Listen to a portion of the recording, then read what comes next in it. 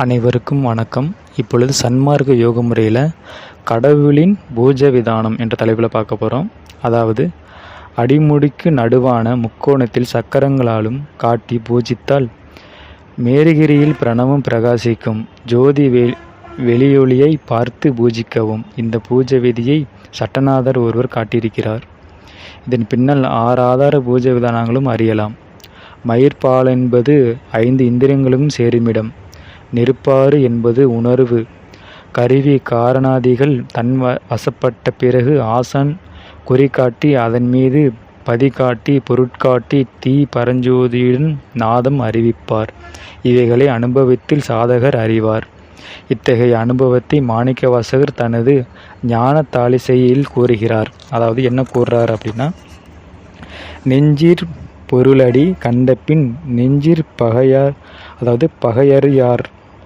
பகையாற்றாய் நெஞ்சிற் பகையற்றாய் நேசத்தோடு பார் மங்கையர் மேலும் நினைவற்றாய் பிஞ்சி செழு முறையாண்மையும் வீம்பும் இடும்பற்றாய் விரதங்களும் வேதங்களும் வீணாய் மறந்தாய் நெஞ்சும் உடலாய் கண்டபின் ஆசை தொடர்பற்றாய் அருந்திர் திருக்கோயில் சிவம் அதுவும் தன்னில் உற்றாய் தஞ்சம் என்னும் ஞானக்கடல் மூழ்குந்திரமாக தாள் சேர்ந்தானை குறைவேதினி சலியா திருமணமே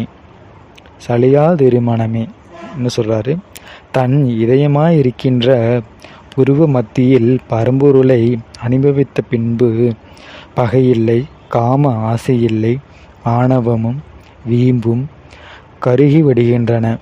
வாயால் சொல்லி கையால் தலையால் வணங்குகின்ற மந்திரங்களும் வேத பிராணங்களும் சடங்குகளும் வீண் என்ற தெளிவு ஏற்படுகிறது. பிராணன் உடலில் அதாவது உள்ளில் அடக்கினால் ஐம்பூதங்களும் தனக்குள் அடங்குகிறது. ஆசை தொடர்பு அற்றுவிடுகிறது. ஞான சாகரத்தில் மூழ்கி இறைவனுடன் இரண்டர கலந்து நிற்கும் அம்மனதுக்கு சலிப்பே இல்லை என்கிறார் மாணிக்கவாசகர் ஞானத்தால் இசையில். அடுத்து, துரிய மலை மேலுள்ளதோர் ஜோதி வளநாடு தோன்றுமதில் அயன் நடம் செய்யும் மணிவீடு தெரியுமது கண்டவர்கள் காணிலோடு செத்தால் எழுப்புவார் என்று கைத்தாளம் போடு என்று பாடுகிறார் வள்ளலார். இங்கு சிவயோக சமாதியில் உண்டாகும் அனுபவத்தை கூறுகிறார்.